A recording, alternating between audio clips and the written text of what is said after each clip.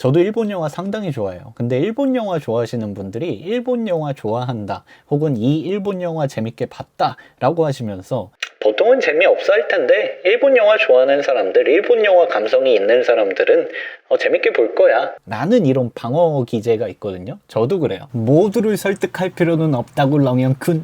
그냥 의견인데요. 하이, 렁현입니다. 오늘도 영화를 한 편 보고 왔고요. 오늘 본 영화 제목은 앙 단팥 인생 이야기입니다. 일본 영화고요. 2015년 개봉했습니다. 어쩌다 이 영화를 또 보게 됐느냐? 오늘도 여배우 때문에 보게 됐습니다. 그 여배우가 누구냐? 키키키린이라는 배우인데 아마 우리나라에서 가장 유명한 일본 감독이 되겠죠. 고로에다 히로카츠 감독의 어느 가족이라는 영화를 굉장히 재밌게 보고, 그 영화에서 이 키키키린 배우가 그렇게 막 많이 나오지도 않아요. 그럼에도 불구하고 너무 좋은 거야. 너무 좋았어요. 약간 이 배우를 우리나라 배우로 비유를 하자면 약간은 나문희 선생님 같은 느낌이 있거든요. 그렇게 생각한 이유가 뭐냐? 가끔 우리가 어른들의 위로가 필요할 때가 있잖아요. 그 어른들의 위로라 하면 뭐야? 또래 친구들이나 나랑 나이 차이가 멀지 않은 사람들이랑 대화를 하다 보면 그들이 나한테 컨설팅을 해주기 시작하거든요. 야, 이거는 알아? 이렇게 해보는 건 어때? 저런 건 알아? 이렇게도 한번 해봐. 뭐 이런 거. 컨설팅이 시작되는데, 물론 그 컨설팅도 굉장히 중요합니다만 얘기를 하는 사람이 그걸 몰라서 안 하는 건 아니야. 아는데 뭐 여러 가지 이유로 안 하거나 못 하거나 뭐 요런 상황일 거야. 근데 소위 말하는 어르신들이랑 대화를 하다 보면 어르신들은 산전수전을 다 겪으신 분들이기 때문에 뭐 별말 안 해. 솔직히 그분들도 별말 안 하는데 뭐 이런 말, 그냥 살아, 뭐 별거 없어, 걱정할 필요 없어, 즐겁게 살아, 그냥 해, 좋은 생각이야. 뭐 사실 별것도 아닌 이야기인데 이런 이야기들이 우리에게 위로가 되고 설득력 있게 다가오는 부분이 뭘까라고 생각을 해봤을 때, 저 같은 경우는 그렇게 생각하는데, 어르신들이 이제는 가질 수 없는 어떤 젊음이라던가 시간들이라던가 이런 것들이 우리에게는 아직 있잖아요. 거기서 주는 위로가 가끔 우리의 삶에 동력이 될 때가 있지 않은가. 그런 의미에서 키키키린 배우님이 이런 이야기들을 너무나 설득력 있고 매력적으로 잘해주신다 라는 부분에서 이 영화를 보게 됐습니다. 뭐 너무 따뜻한 얘기만 한 거 아닌가 라는 생각에서 영화 얘기를 시작해보자면, 앞서 말씀드린 위로에 대한 얘기가 뭐 영화나 많은 콘텐츠들에서 주로 다뤄집니다. 꼭 그게 어르신들 뿐만 아니라 병, 사고, 이렇게 죽음과 가까이 있는 사람들이 주는 메시지, 이런 것들을 조금 자본주의적으로 생각해 본다면 잘 팔리는 메시지라는 거죠. 그 이야기는 뭐냐? 우리가 자주 소비해오던 소재이다 라고도 얘기할 수 있는데, 자주 소비하던 건 어떻게 돼요? 우리가 물리고 질릴 수가 있어요. 뻔하다라는 얘기죠. 뭐 그런 것들, 시간은 소중해, 걱정은 무의미하단다, 하루를 즐겨, 옆 사람을 잘 챙기렴, 이런 얘기들 툭 뱉기 쉬운 말이고 철학적인 진리지만 그거 누가 모릅니까? 하지만 조금 뻔하죠. 이 영화 포스터가 약간 그랬거든요. 저한테는 포스터를 같이 한번 보면, 이게 포스터인데요. 사실 뭐 이 영화가 여러 OTT 채널이나 많은 미디어에서 노출이 잘 되고 홍보가 잘 됐기 때문에 이 포스터나 썸네일이라고 할까요? 그런 걸 자주 봤어요.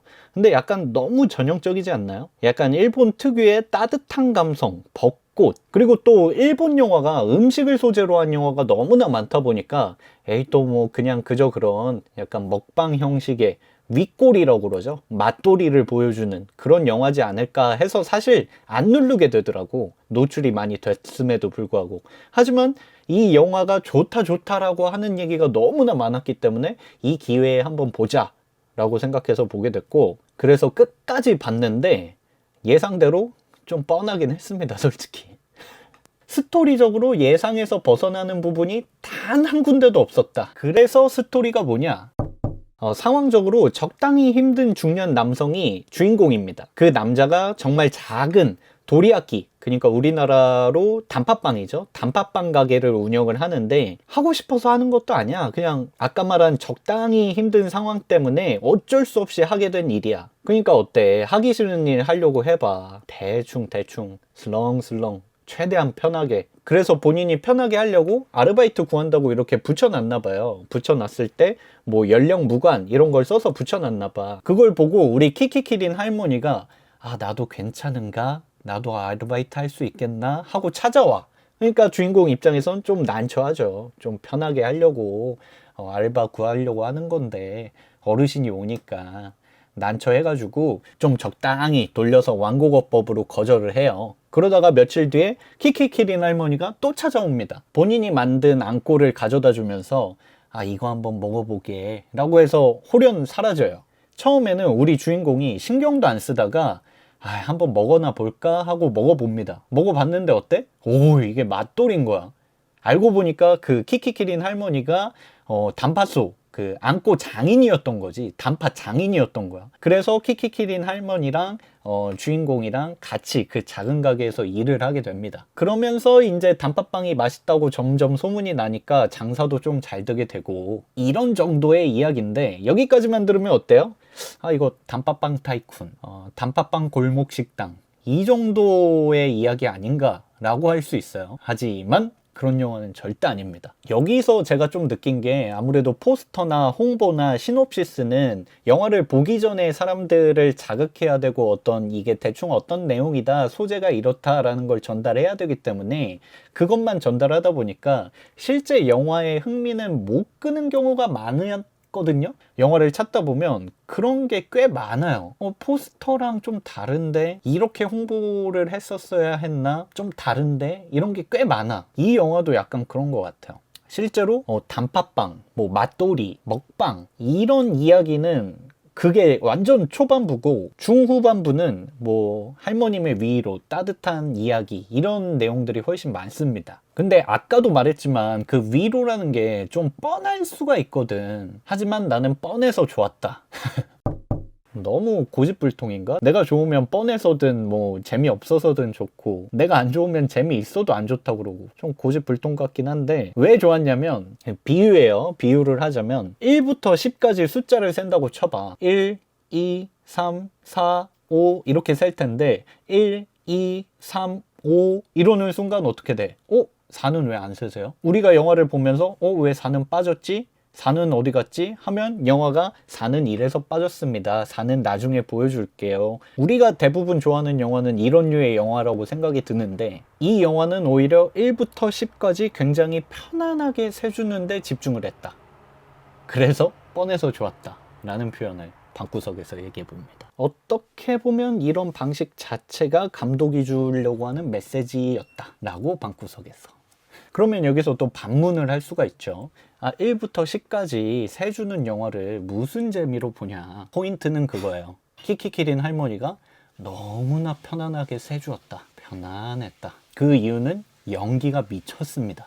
이게 연기인가? 영화를 보면서 키키키린이라는 할머니는 원래 저런 사람이지 않을까? 라고 착각을 줘. 그걸 메소드 연기라고 부르기로 했나요? 영화에 나온 모든 배우의 연기가 훌륭하지만 키키키린 할머니가 너무 잘하니까 이것도 아니야. 그냥 연기가 아니라 약간 다큐멘터리 같아. 다큐멘터리라는 단어가 나오니까 생각나는 비유가 있는데 우리나라 다큐 3일인가요? 짤방으로 돌아다니는 거 있어요. 할머님들이 찜질방을 가시는데 할머님들이 찜질방 가시는 모습을 찍고 있는 PD한테 야 너도 갈래? 이렇게 하는 장면이 있거든. 반갑습니다. 찜질방 같이 가신다고 들었어요. 네 갈래? 저는 아니요. 촬영해야 돼서. 약간 그 수준이야. 그 장면이 시사하는 게 있잖아. 할머님들 입장에선 이 젊은이가 우리가 뭐더러 신기하다고 찍고 있는지도 모르겠고 에이 그런 건 관심 없고 우리는 찜질방이나 가자 신난다 그러면서 반말로 너도 갈래? 근데 거기서 PD님 답변이 또 뭐야? 아니 저는 이거 찍어야 돼가지고. 이게 시사하는 바가 있잖아. 뭔지 알죠? 우리나라 다큐 역사상 길이 남을 한 장면이 되지 않을까라고 방구석에서 얘기를 해봅니다. 어떤 이 정도의 경지를 키키키린 할머니가 우리에게 선사해주는 영화다.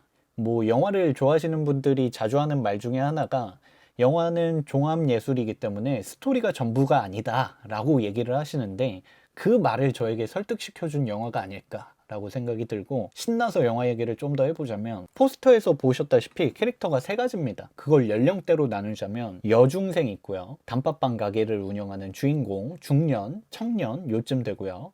그리고 할머니, 키키키린 할머니 이렇게 세 가지 연령대로 나뉘는데 각자 처한 어려움이 있지만 이 중에 우리 주인공 단팥빵 가게 아저씨 중년이 가장 고여워해요. 하루하루를, 삶을. 어쩔 때는 이 여중생이 단팥빵 가게 아저씨, 청년, 중년을 위로해주는 장면도 꽤 많이 나와요. 그걸 보면 그만큼 청년, 중년이 많은 고민을 가지고 있고 하루하루를 고요하지 않는가 라고 생각이 드는데 저도 청년, 중년이잖아요.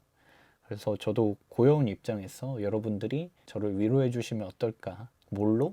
구독과 좋아요. 그래서 제 별점은요 3.5점입니다. 어떨 때 보시면 좋냐? 개인적으로는 엄마가 생각나는 순간 보시면 꽤 좋지 않을까. 엄마 생각이 우리가 살면서 다양한 순간에서 들게 되잖아요. 내가 사회활동을 하면서 만나는 다양한 어르신들한테는 친절하게 하는데 엄마한테는 그러지 못할 때, 엄마랑 통화를 하거나 만나 뵙고 왔는데 이때는 이렇게 했어야 됐나? 후회가 될 때, 아니면 뭐 엄마가 이제는 예전 같지 않다, 나이가 드는 걸 실감할 때, 몇 마디 안 했는데 우리에겐 굉장히 와닿고 슬픈 얘기죠. 이럴 때 보시면 어떨까라는 개인적인 생각이 있습니다. 이런 생각을 왜 하게 됐냐면 저도 이제 영상을 만들려고 찾아봤어요. 근데 키키키린 할머니가 돌아가셨더라고요. 이 영화는 2015년작인데 2018년에 유방암을 투병하시다가 돌아가셨고, 아무래도 그 영화의 배역과 실제 키키키린 할머니의 삶이 이야기가 조금 흡사해서 그런지 좀 더 마음이 쓰이면서 영화를 본 이후에 더 영화 이야기가 와닿게 되더라고요. 검토를 한번 해봐야겠죠. 제 의견은 이런데 과연 다른 분들은 어떻게 이 영화를 보셨을지. 굉장히 유명한 영화이기 때문에, 또 많은 팬층이 있는 영화이기 때문에 관람평이 꽤 많지 않을까 하면서 관람평을 한번 볼까요? 일단은 평점이 8.6점. 좀 제 눈에 띄는 것만 소개를 해드리자면, 보기 전엔 앙금장인의 인생 이야기인 줄 알았다. 그렇죠. 저도 역시 그랬습니다. 아까 포스터나 시놉시스가 주지 못하는 영화 속 이야기. 우광쾅쾅, 번쩍번쩍 하는 화려한 영화를 좋아하시는 분들에겐 별로 감흥이 없겠지만, 일본 영화 특유의 느낌에 익숙하시거나 좋아하시는 분들은 예상 밖으로 저처럼 눈물 콧물 찔찔 흘리며 추한 몰골로 나올 수 있어요. 저한테 좋은 2시간이었습니다. 이런 관람평이 있는데 저도 그렇거든요. 저도 일본 영화 상당히 좋아해요. 근데 일본 영화 좋아하시는 분들이 일본 영화 좋아한다, 혹은 이 일본 영화 재밌게 봤다 라고 하시면서 항상 좀 뭐랄까, 방어 기제로서 보통은 재미없어 할 텐데 일본 영화 좋아하는 사람들, 일본 영화 감성이 있는 사람들은 재밌게 볼 거야 라는 이런 방어 기제가 있거든요. 저도 그래요. 근데 이게 왜 그럴까요? 이게 옳은 비유인지는 모르겠습니다만, 기생충 같은 대작, 뭐 상도 많이 받고 1000만 관객도 넘었고 감독도 유명하고 배우들도 유명하고 웬만한 사람 다 재밌게 봤다는 영화들도 누군가는, 제 주변에서 그런 피드백들도 꽤 많았어요. 난 기생충 봤는데 별로더라. 좀 보고 마음이 너무 찝찝해서 보기 싫었다. 보는 도중에 나오고 싶었다. 이런 분들도 꽤 있거든요. 이 얘기를 하는 이유가 뭐냐면, 각자의 그런 느낌과 관람평이지 굳이 방어 기제를 깔 필요는 없지 않을까. 특히 일본 영화 좋아하시는 분들이 이런 게 있는 것 같아서 뭐 이런 제 의견을 뒷받침해주는 관람평이 있네요. 읽어드리면, 과하다면 과했던 관념적 감상주의, 그래서 좋았습니다. 영화 밖에서는 그 누가 하염없이 감상에만 젖어 있을 수 있던가요? 이런 거. 그 밋밋하고 잔잔한 물결의 그 파장이 우리 일상에서는 쉽게 경험할 수는 없잖아요. 그래서 영화 속에서나마 그런 밋밋한 파장을 느낄 수 있는 게 일본 영화 특유의 감성이다 정도로. 이것도 좀 동의합니다. 키키키린이 아니었다면 그저 그랬을. 자, 평은 대체적으로 제가 생각했던 거랑 비슷한 것 같고요. 그럼 오늘도 별점 3.5점을 던져놓고 도망치듯 사라져 보겠습니다.